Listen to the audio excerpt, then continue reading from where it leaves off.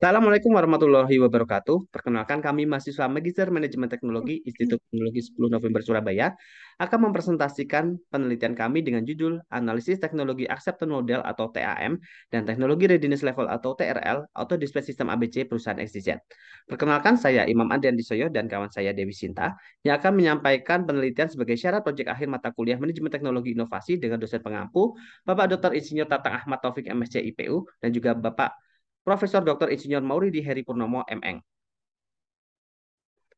Berikut ruang lingkup pembahasan presentasi proposal penelitian kami dan juga terkait dengan analisa dari hasil penelitian kami, yaitu terkait dengan pendahuluan terkait latar belakang, perumusan masalah, tujuan penelitian, dan manfaat penelitian. Selanjutnya dasar teori yang membahas teknologi auto display system dalam industri pertambangan, value proposition canvas, business model canvas, teknologi acceptance model, dan teknologi readiness level. Dan selanjutnya, metodologi penelitian berisi pembahasan sampel, pengumpulan data, dan timeline penelitian. Dan di bab 4 kami membahas terkait dengan hasil penelitian kami menggunakan tool Value Proposition Canvas, teknologi readiness level, dan juga teknologi acceptance model. Dan yang terakhir terkait dengan kesimpulan dan saran dari hasil penelitian kami. Pada saat ini, pemanfaatan sumber daya alam masih menjadi sumber devisa strategis di Indonesia. Salah satunya adalah produksi batu bara. Hal ini sesuai dengan Grand Strategi Dirjen Minerba Kementerian SDM Indonesia.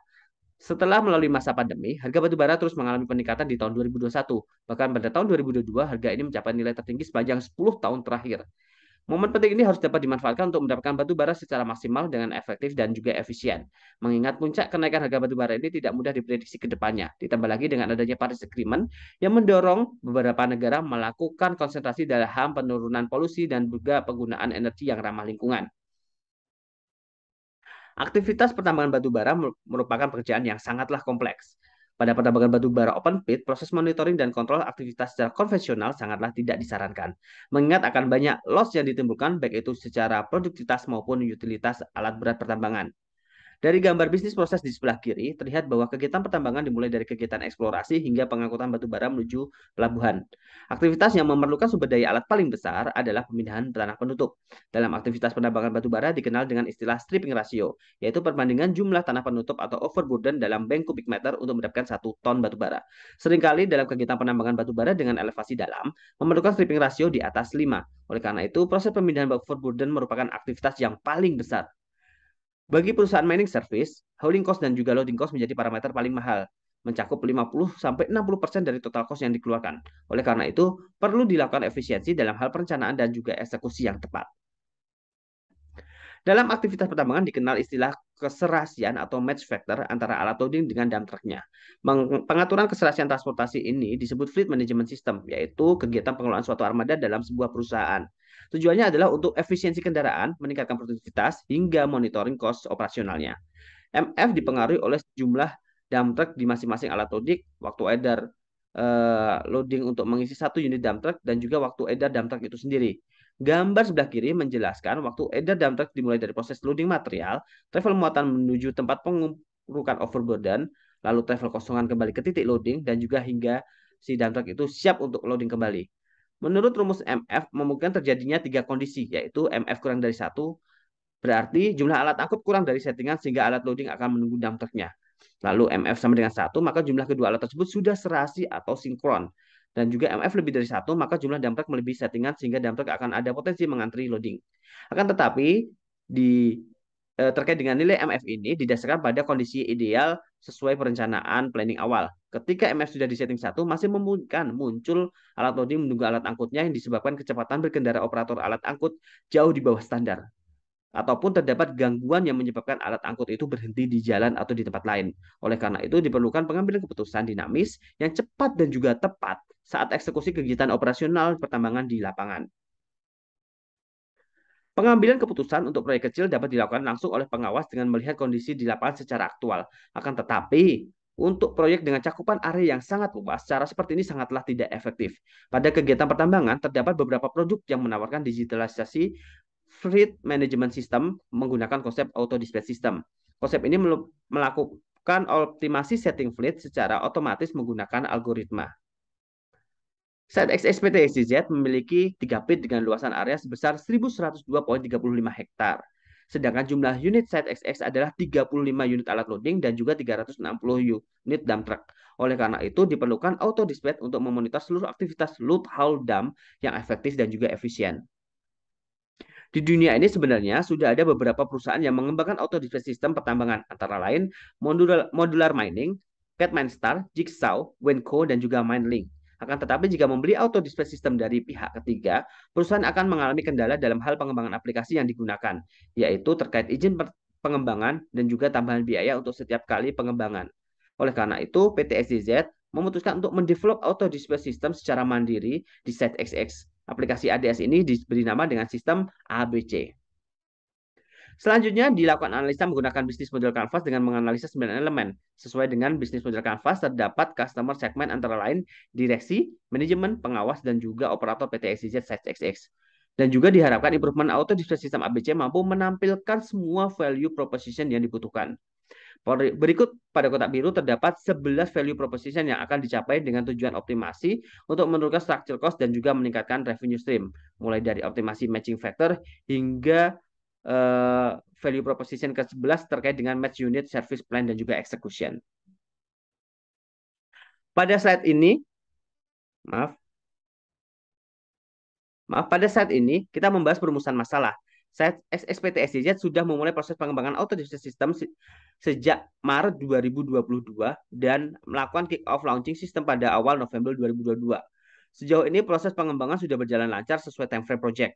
Tetapi masih muncul beberapa pertanyaan mengingat sistem ini sangat bergantung pada key activities yang harus dipenuhi, terutama dari pihak operator dan juga pihak pengawas. Beberapa pertanyaan yang muncul saat sistem ini akan digunakan adalah, apakah produk auto dispatch system ABC mampu menjawab semua kebutuhan pain dan juga gain bagi customer-nya? Lalu seberapa siap teknologi ini digunakan di lapangan dan seberapa besar sistem ini diterima atau diinginkan oleh para penggunanya? Selanjutnya akan disampaikan oleh kawan saya Dewi Sinta, kami persilahkan. Baiklah, terima kasih Pak Imam. Saya akan melanjutkan pemaparan dari rekan saya dengan masuk pada tujuan dari analisis kami. Yang pertama adalah mengetahui hubungan teknologi auto dispatch system terhadap pain and gain pelanggannya yang akan dijawab menggunakan value proposition canvas. Yang kedua, mengetahui tingkat kesiapan dari karyawan terhadap sistem baru yaitu ADS dengan menggunakan tools teknologi readiness level. Selanjutnya, mengetahui tingkat penerimaan dari sistem baru yaitu ADS oleh karyawannya dengan menggunakan model analisis TAM atau teknologi acceptance model. Yang terakhir adalah memberikan evaluasi dan rekomendasi terhadap sistem baru dengan analisis kami yang menggunakan dua tools yaitu TRL dan TAM. Next slide, Pak. Lalu lanjut pada manfaat dari analisis kami terhadap sistem baru berupa ADS yang diimplementasikan pada perusahaan tambang XYZ di Site XS. Di sini terdapat 4 manfaat utama pada analisis yang kami lakukan.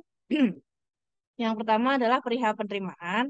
Analisis kami membawa manfaat bagi perusahaan terkait penerimaan ADS oleh karyawannya dengan demikian perusahaan akan siap mengambil langkah lebih lanjut jika terjadi hal yang tidak diinginkan seperti penolakan karyawannya terhadap sistem baru tersebut.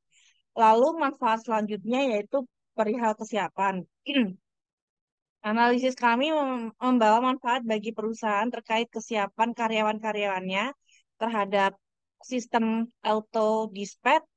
Dengan demikian, perusahaan akan siap mengambil langkah lebih lanjut jika ketidaksiapan karyawannya tersebut terjadi. Next, pada manfaat ketiga yaitu perihal penyempurnaan. Dari analisis kami terhadap ADS dapat diketahui kekurangan dan kelebihan dari sistem baru tersebut, sehingga analisis ini dapat memberikan perusahaan pandangan dalam penyempurnaan sistem tersebut ke depannya. Lalu manfaat yang terakhir yaitu perihal rekomendasi.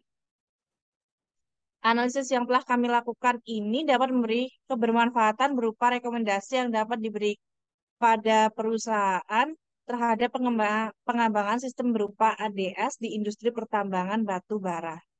Next slide, Pak. Baiklah, pada slide ini kita masuk pada landasan teori yang pertama, yaitu pengertian teknologi.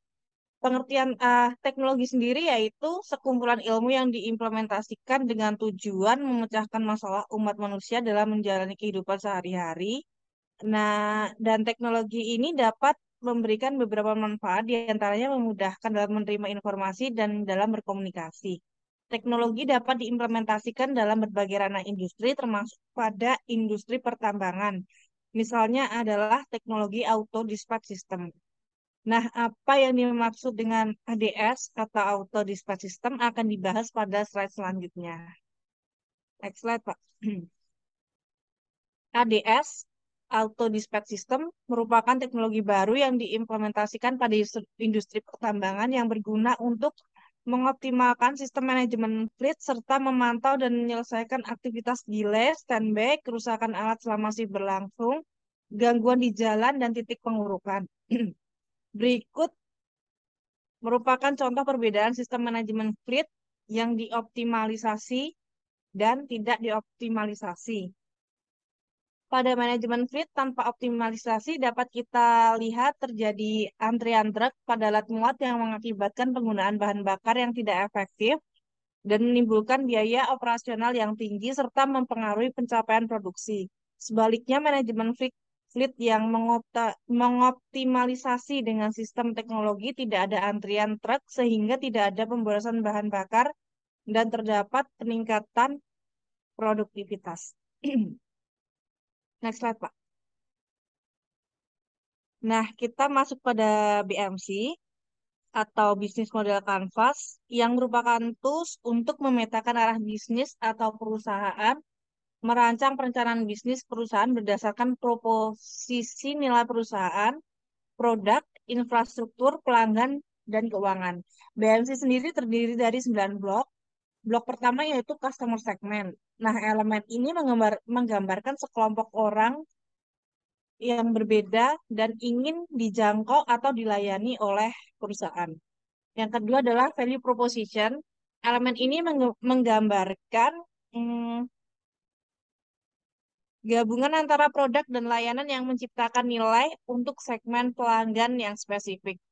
Di blok ketiga ada channel, keempat ada customer relationship, kelima ada revenue stream, lalu ada key resources, key activities, key partners, dan yang terakhir adalah cost structure, yaitu menggambarkan semua biaya yang dikeluarkan untuk mengoperasikan model bisnis. Lalu masuk pada value proposition canvas yang merupakan tools yang dapat membantu kita mengenal lebih dalam mengenai produk atau jasa apa yang menjadi kebutuhan konsumen, sehingga kita dapat menciptakan value untuk konsumen sesuai dengan kebutuhan mereka. Dalam template value proposition canvas, terdapat 3 item pada bagian customer profile dan 3 item pada bagian value proposition, yaitu customer job, pain relievers, gain creators, service, or product. Next slide, Pak. Lalu, kami akan membahas tentang TRL atau Technology Readiness Level. Nah, TRL sendiri merupakan tools sebagai indikator yang mengukur kesiapan terhadap suatu teknologi atau sistem yang baru. TRL dikembangkan oleh NASA pada tahun 1980 dan memiliki 9 kategori tingkatan. Pada tingkatan yang pertama adalah prinsip dasar dari teknologi yang diteliti dan dilaporkan. Lalu yang kedua adalah formulasi, konsep, atau aplikasi teknologi. Hingga pada TRL ke-9, yaitu tahap akhir atau sistem benar-benar sudah teruji. Next slide, Pak. Lalu pada landasan teori berikutnya terdapat TAM, Teknologi Acceptance Model. TAM sendiri merupakan model analisis yang berguna untuk menganalisis faktor-faktor yang mempengaruhi diterima atau tidaknya suatu sistem baru pada suatu perusahaan. Nah, menurut Davis, ada 5 pembentukan sikap yang mempengaruhi perilaku seseorang dalam penggunaan teknologi informasi. Yang pertama adalah perceived ease of use, yaitu meyakinkan bahwa teknologi baru mudah digunakan. Yang kedua adalah perceived usefulness, meyakinkan bahwa teknologi baru memberikan manfaat. Yang ketiga ada attitude toward using, meyakinkan sikap pengguna untuk menggunakan teknologi baru. Yang keempat ada behavioral intention of use, yaitu meningkatkan perilaku penggunaan untuk terus menggunakan teknologi informasi. Yang terakhir adalah actual system usage, yaitu menyatakan bahwa pengguna telah menggunakan teknologi informasi sepenuhnya dengan didasarkan manfaat yang didapat. Nah, secara sederhana TAM dapat digambarkan dalam diagram punten Pak sebelumnya. Nah, tertera sebagai berikut. Next slide, Pak. Oke, kita masuk pada metodologi penelitian. Di sini kami menggunakan dua metode. Yang pertama adalah pengambilan sampel populasi dari pengguna langsung ADS, yaitu operator alat loading, operator DT, pengawas, dan manajemen di site XX pada PT XYZ. Selanjutnya, pengumpulan data dengan menggunakan kuesioner yang akan disebar pada responden, yaitu user ADS. Nah, di sini kita membatasi responden yang kita uh, akan beri kuesioner. Pada value proposition canvas kita menggunakan 100 responden dan pada TRL kita menggunakan 20 responden. Lalu pada TAM kita menggunakan sekitar 489 responden. Next slide, Pak. Nah, ini berikut merupakan timeline dari proyek kelas yang akan kami lakukan. Mulai dari kegiatan penyusunan proposal penelitian hingga pembuatan laporan akhir dari proyek kelas sudah kami jadwalkan semua di sini. Next slide, Pak. Untuk hasil penelitian dari VPC dan TRL akan disampaikan oleh Pak Imam. Silakan Pak Imam. Baik, kami akan menyampaikan terkait dengan hasil penelitian kami. Yang pertama menggunakan value proposition canvas. Data penelitian terkait value proposition canvas ini diperoleh melalui proses interview dengan 100 orang responden yang dilakukan dengan konsep one-on-one maupun forum group discussion yang dilakukan dalam 10 kali sesi. Dan didapatkan background responden sebagai berikut, bisa kita lihat di tabel sebelah kiri. Tool Value Proposition Canvas digunakan untuk menganalisa seberapa jauh produk auto dispense system ABC mampu menjawab semua kebutuhan pain dan gain dari pelanggan atau user yang akan menggunakan sistem tersebut. Berdasarkan VPC, sesuai gambar yang ada di sebelah kanan, dianalisa customer job, pain relievers, dan juga gain creator. Dari analisa ini didapatkan kebutuhan produk yang dapat melakukan auto dump truck assignment, live feedback operator, dan juga real-time performance dashboard untuk kebutuhan pemecahan masalah yang cepat dan juga tepat, bahkan hingga ke level pencegahan. Dari beberapa kebutuhan platform sesuai analisa di atas, didapatkan analisa bahwa ADS ABC mampu menyediakan beberapa layanan produk. Yang pertama, Auto Dump Truck Assignment melalui pembacaan sistem GPS, sensor pembaca data kesehatan dan performa alat, serta sistem komputerisasi pengolahan data setiap 6 detik yang mampu memberikan rekomendasi sistem optimasi untuk memberikan otomatisasi guidance kepada dump truck untuk mengarahkan kepada fleet yang akan diisi sesuai kebutuhan aktual di lapangan. Yang kedua, terkait dengan live feedback juga bisa dilakukan melalui sistem ADS ABC, tetapi masih sekedar dilakukan secara manual, di mana diperlukan data untuk performa individu setiap alat berat seperti alat loading maupun alat angkut dapat dibaca langsung oleh setiap unit melalui rekaman data yang dibaca sistem. Akan tetapi, untuk data performa terbawah secara proyek, masih membutuhkan seorang data analis yang membaca data secara manual melalui dashboard performa dan memberikan feedback melalui layanan pengiriman pesan dari dispatch center menuju unit yang memiliki performa terendah. Selanjutnya terakhir terkait dengan layanan real-time performance dashboard sudah disediakan oleh ADS ABC. Sistem ini merekam data-data yang diambil dan diolah oleh sistem setiap 6 detik sekali. Data-data tersebut kemudian dikirimkan melalui layanan LTE menuju server dan selanjutnya akan diolah dan disimpan dalam database yang kemudian akan dikirimkan kembali ke display center room dan beberapa interface lain di beberapa tempat dalam bentuk mobile apps maupun basis data web. Data-data tersebut mampu menampilkan data secara real-time sesuai tampilan visual yang telah dibuat oleh data scientist sehingga mampu secara otomatis terupdate sesuai aktual yang baru. Akan tetapi analisa data performa ini masih sekedar bersifat analisa data korektif dan juga preventif, belum sampai ke level predictive performance. Selanjutnya, untuk data terkait dengan TRL, peneliti melakukan penelitian terhadap dua aspek penting dalam menunjang ADS ABC, yaitu aspek infrastruktur atau perangkat keras dan juga sistem fitur atau perangkat lunak. Jumlah responden yang menjadi objek penelitian adalah 20 pengguna. Pada gambar sebelah kanan dapat dilihat terkait konfigurasi auto display sistem ABC dimulai dari komunikasi antara perangkat dan juga sistem di unit yang terhubung dengan sistem GPS dengan menggunakan layanan satelit. Kemudian akan melakukan komunikasi dua arah ke server yang dihubungkan ke display room dengan bantuan jaringan komunikasi LTE melalui tower LTE yang sudah dibangun di dalam tambang. Kemudian komunikasi ini tentunya akan membutuhkan integrasi antara perangkat keras maupun perangkat lunak untuk dapat digunakan sesuai alur proses yang dibentuk oleh programmer. Dari analisa TRL dapat disimpulkan bahwa sistem masih berada pada level 7 dari 9 level yang ada. Untuk melakukan produksi massal di semua set yang dimiliki oleh PT SJZ, perlu dilakukan analisa lebih dalam terkait pengembangan jaringan LTE yang lebih masif dan juga dapat diukur dengan lebih akurat dan teliti terkait coverage frekuensinya.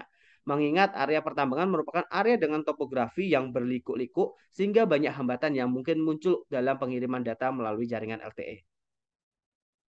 Selanjutnya terkait dengan penelitian TAM akan disampaikan oleh Mbak Dewi Sinta.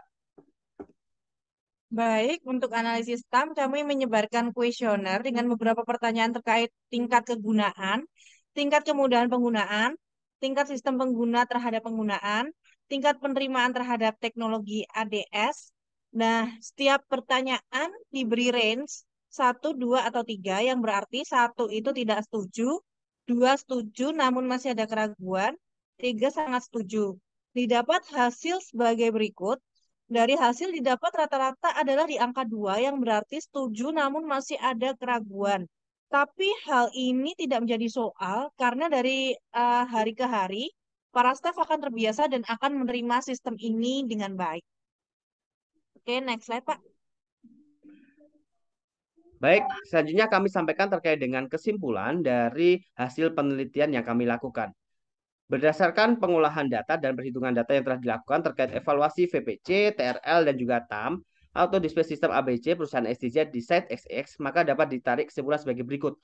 Yang pertama, hasil dari pengujian VPC menunjukkan bahwa ADS ABC sudah mampu menjawab semua aspek fundamental terkait dengan inovasi, yaitu menyelesaikan masalah atau pain yang dirasakan oleh pelanggan, tetapi masih banyak peluang pengembangan produk untuk mampu menjawab keinginan lebih dari pelanggan atau gain yang mereka butuhkan, agar produk dapat lebih sempurna menjawab semua kebutuhan dari pelanggannya. Selanjutnya yang kedua, dari hasil analisa TRL menunjukkan bahwa auto display system ABC berada pada level 7. Demonstrasi prototipe sudah dilakukan, bahkan perangkat keras sudah diproduksi massal untuk 50% alat lebih yang ada di site XTZ. Akan tetapi masih perlu penyempurnaan jaringan agar mampu mengirimkan data ke semua area. Saat ini masih terdapat beberapa titik yang menjadi blank spot sehingga beberapa data terkadang terkirim secara kumulatif. Hal ini berpotensi mengakibatkan terjadinya perhitungan formula optimasi yang tidak akurat sesuai kondisi aktual saat itu. Yang ketiga, hasil dari analisa menggunakan TAM menunjukkan bahwa ADS ABC berada pada rata-rata range 1 sampai 3 dengan nilai di rata-rata 2. Hal ini menunjukkan bahwa staf yang menjadi responden telah siap menerima ADS ABC. Selanjutnya, berdasarkan kesimpulan dari hasil penelitian, saran yang dapat direkomendasikan untuk perusahaan SDZ Site XS adalah sebagai berikut. Yang pertama, perlunya pengembangan otomatisasi komputerisasi pengolahan data yang lebih masif agar mampu memberikan rekomendasi perbaikan lapangan yang lebih cepat dan tepat, sehingga mampu memberikan prediksi kondisi ke depan dengan keadaan aktual yang didapatkan. Yang kedua, perlunya perbaikan dan pengembangan coverage jaringan LTE yang lebih mampu mencakup semua area operasional perusahaan SDZ SX sehingga dapat terkirim secara real time dan tidak ada potensi data yang hilang akibat pengiriman data yang terakumulasi dari unit menuju server akibat penumpukan data yang belum sempat terkirim karena kendala jaringan yang hilang di beberapa titik. Yang ketiga, perlu pertimbangan pengembangan perangkat keras, terutama interface di unit yang lebih responsif agar mampu meningkatkan kesempurnaan dari ADS ABC yang telah dibuat. Dan yang terakhir, seiring berjalannya waktu, perlu dilakukan kajian analisa kebutuhan kustomisasi terhadap sistem yang sudah dibuat, sehingga lebih fleksibel dan komplit terhadap kebutuhan lapangan yang terus berkembang. Baik, berikut kami sampaikan juga terkait dengan daftar pustaka dari penelitian yang sudah kami lakukan. Baik, terima kasih. Itu presentasi terkait dengan penelitian yang sudah kami lakukan di sistem ABC, site XYZ, site XX, PT XYZ. Saya Imam Andrian Disoyo dan kawan saya Dewi Sinta. Kami ucapkan terima kasih.